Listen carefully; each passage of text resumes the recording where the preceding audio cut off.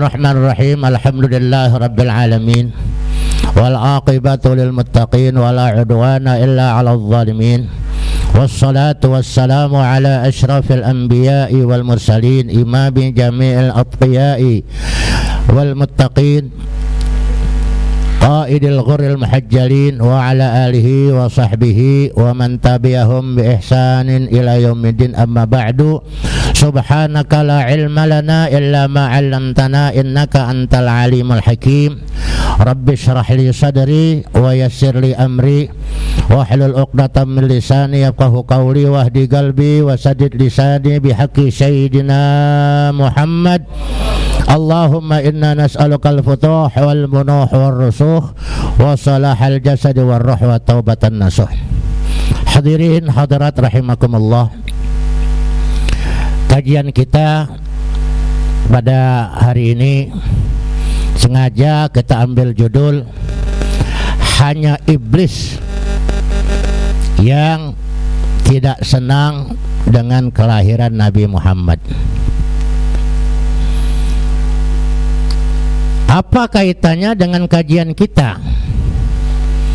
Sebab kemarin sudah kita bahas fa'lam annahu yajibu syar'an ala kulli mukallafin ay ya'rifa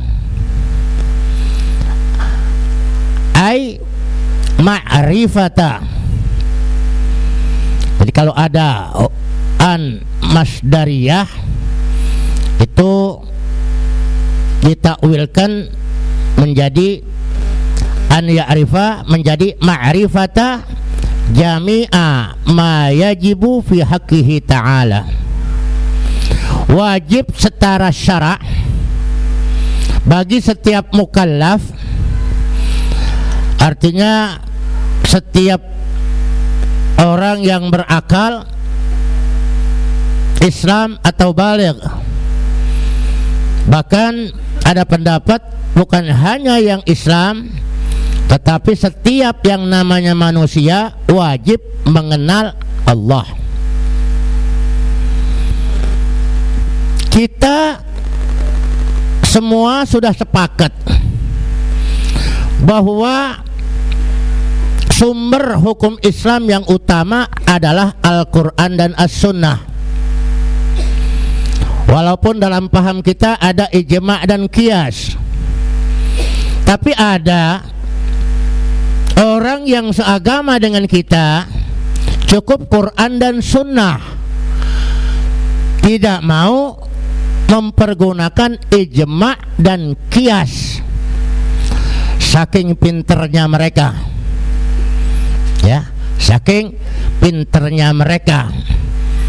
Kalau kita ngikut aja ulama-ulama kita yang memang sudah sampai memiliki akal rohani. Sebab orang yang sudah memiliki akal rohani, pandangannya tembus. Bagaimana upaya untuk bisa sampai mengenal Allah Subhanahu wa ta'ala dengan melatih diri mereka dari mulai tajalli, dari mulai tahalli, tajalli.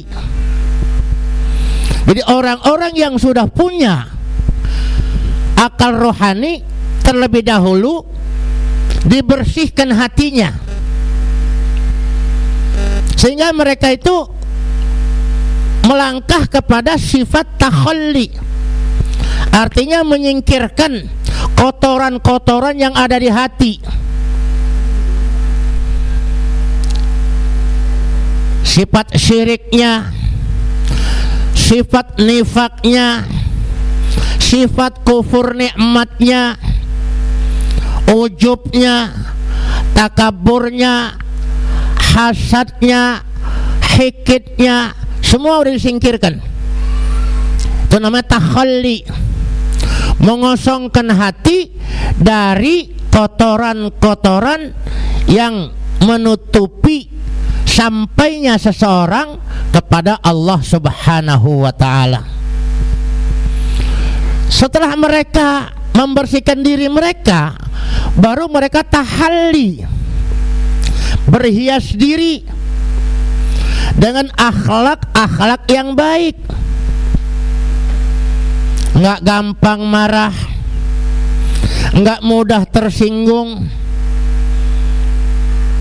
sifatnya tawadhu, rendah hati, selalu ingin berbagi, selalu ingin menyenangkan orang, selalu berupaya untuk membuat Allah dan Rasulnya itu senang. Dihiasi tuh, dirinya dihiasi, baru mereka bisa tajalli. Jadi melihat dengan jelas bagaimana af'al Allah, perbuatan-perbuatan Allah terhadap makhluknya, bisa ngelihat, tembus pandang. Inilah yang dikatakan kasyaf.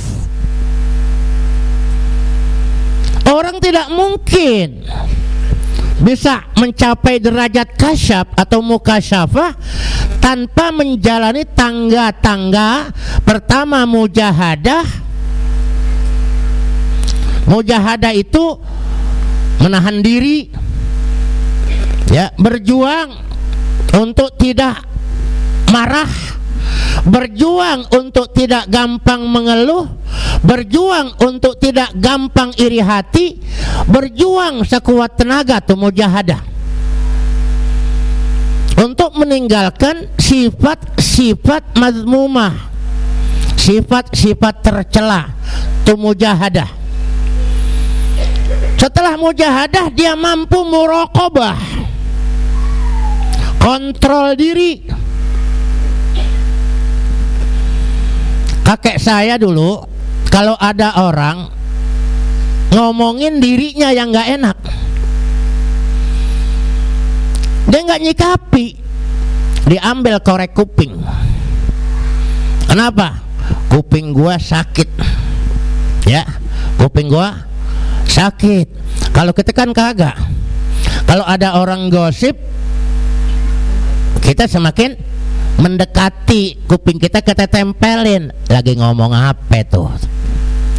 Tuh bedanya, ya. Lagi ngomong apa sih? Kelihatan serius banget.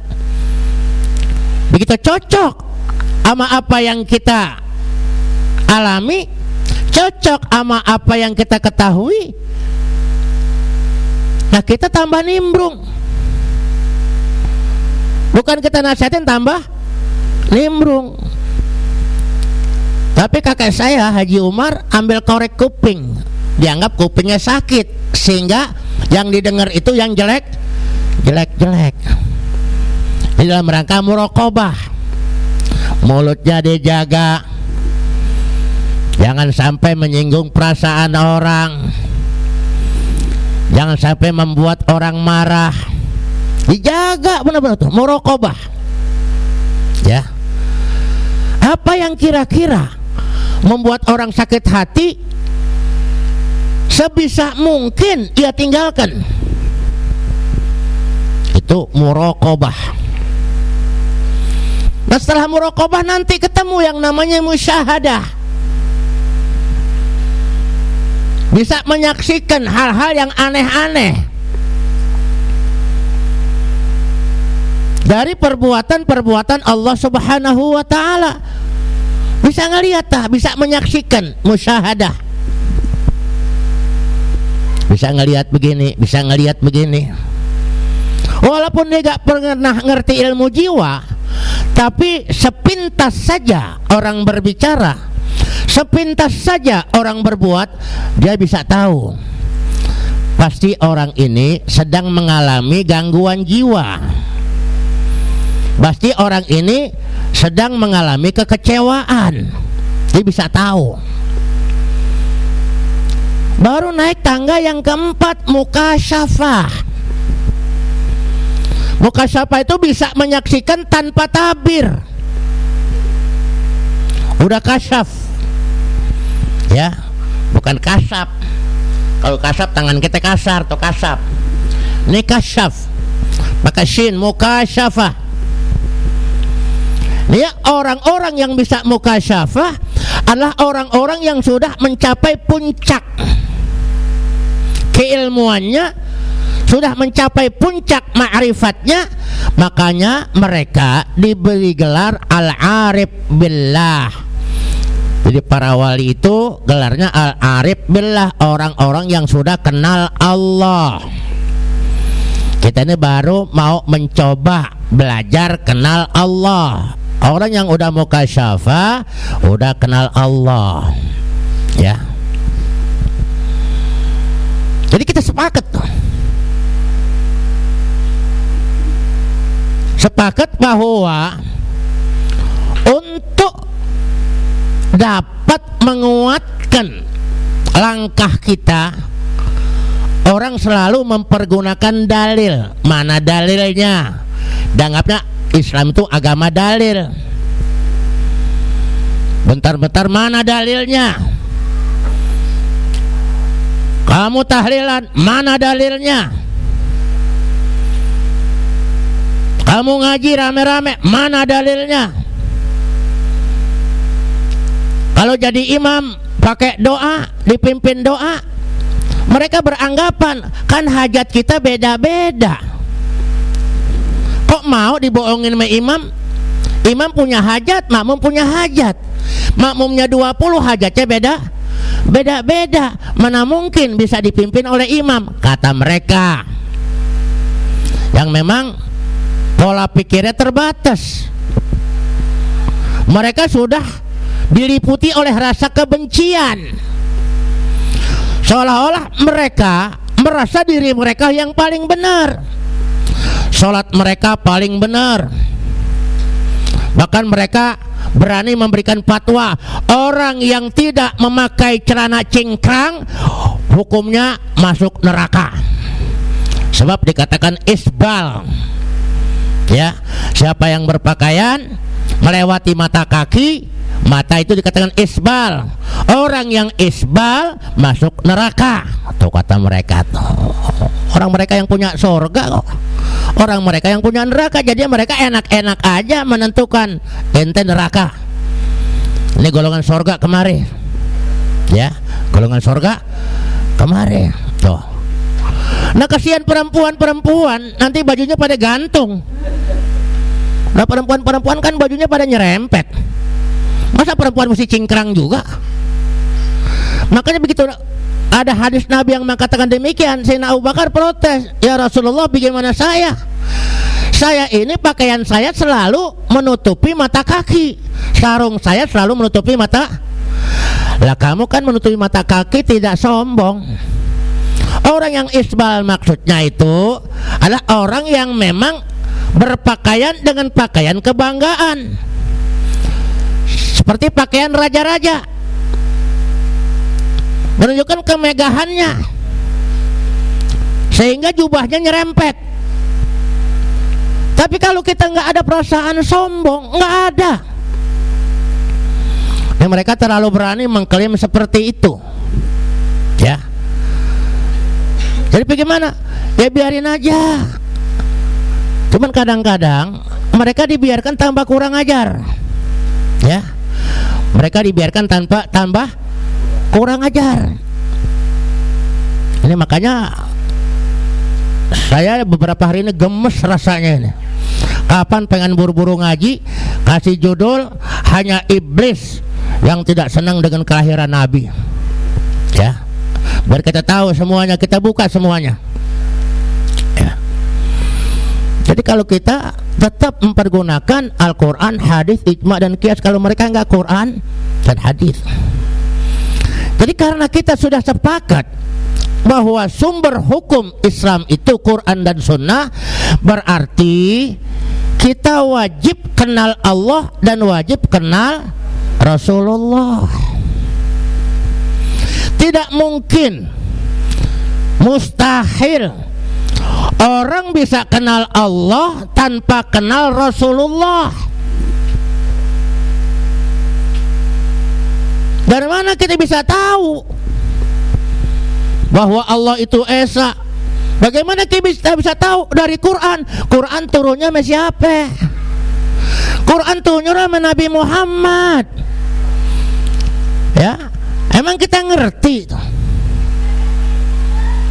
Emang kita ngerti apa yang terkandung dalam Al-Quran?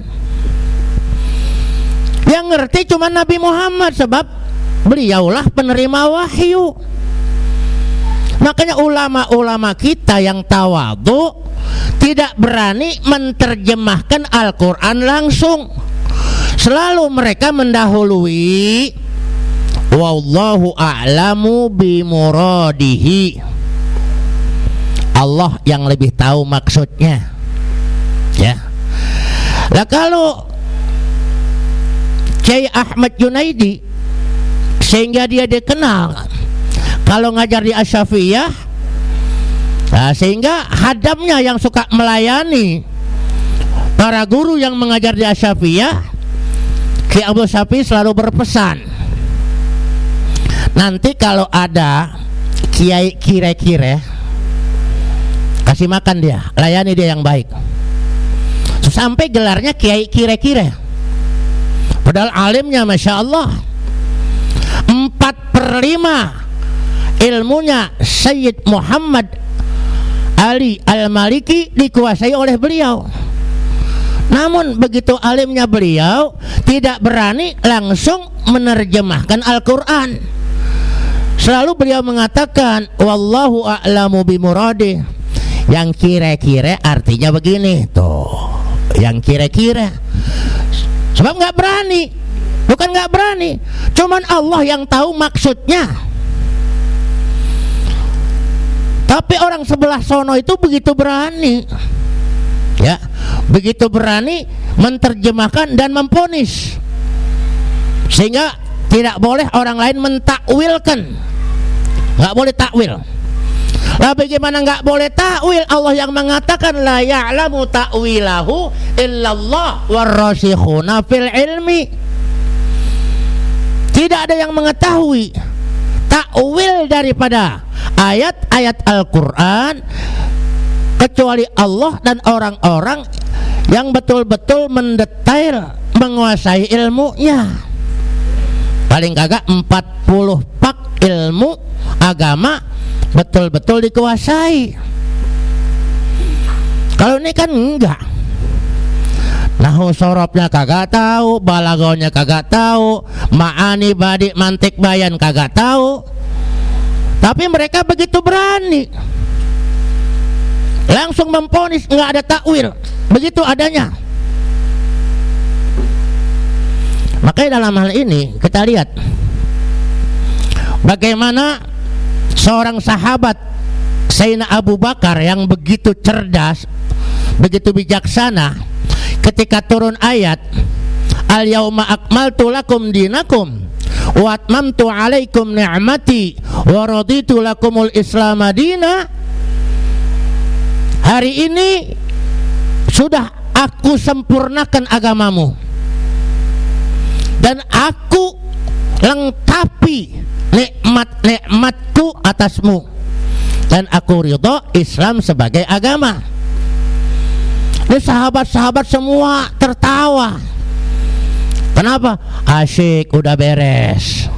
Ya, ini sahabat-sahabat, semua sahabat asyik, udah beres. Tapi Sayyidina Abu Bakar nangis. Kenapa dia nangis? Sampai ditanya, "Mayubkika ya Abu Bakar?" Apa yang membuatmu menangis hai Abu Bakar?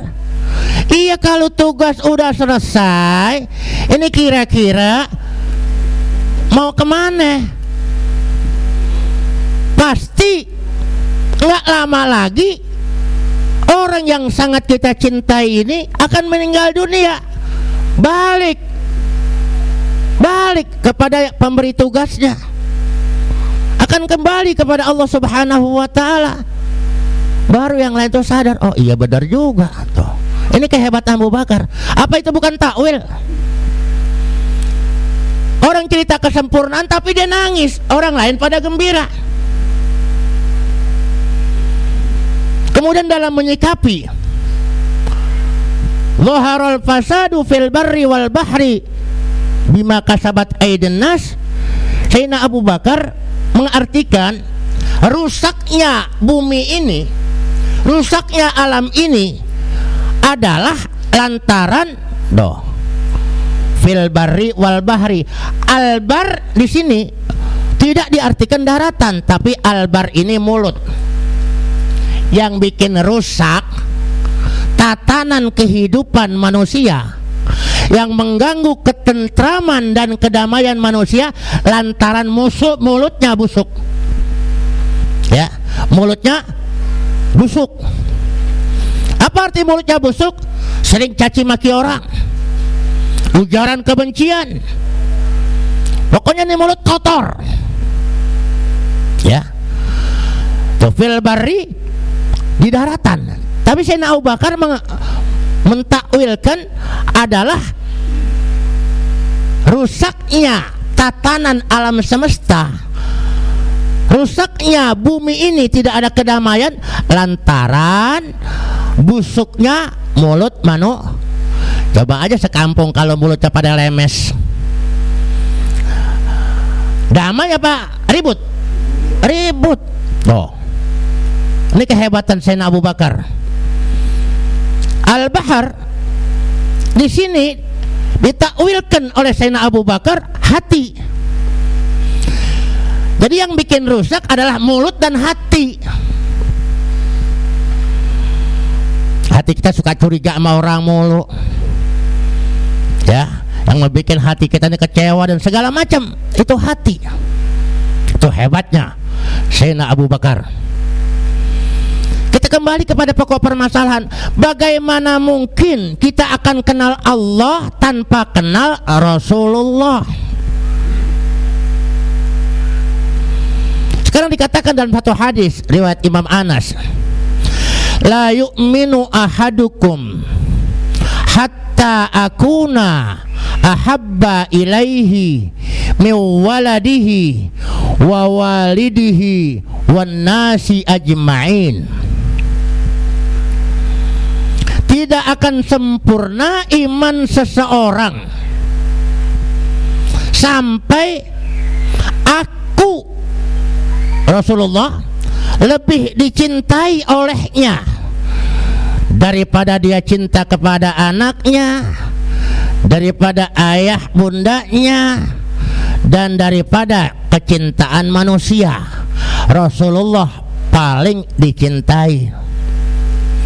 Dalam riwayat lain menurut Imam Muslim, hatta akuna ahabba ilaihi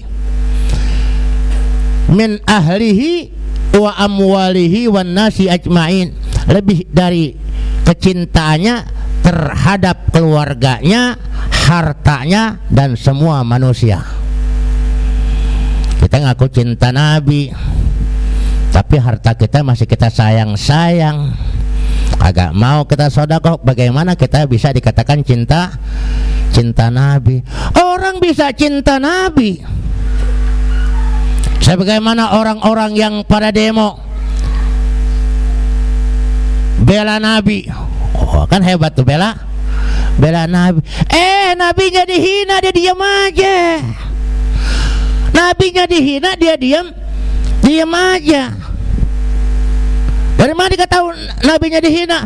Orang yang mengadakan peringatan maulid, maka dosanya lebih besar daripada dosa berzina dengan ibunya.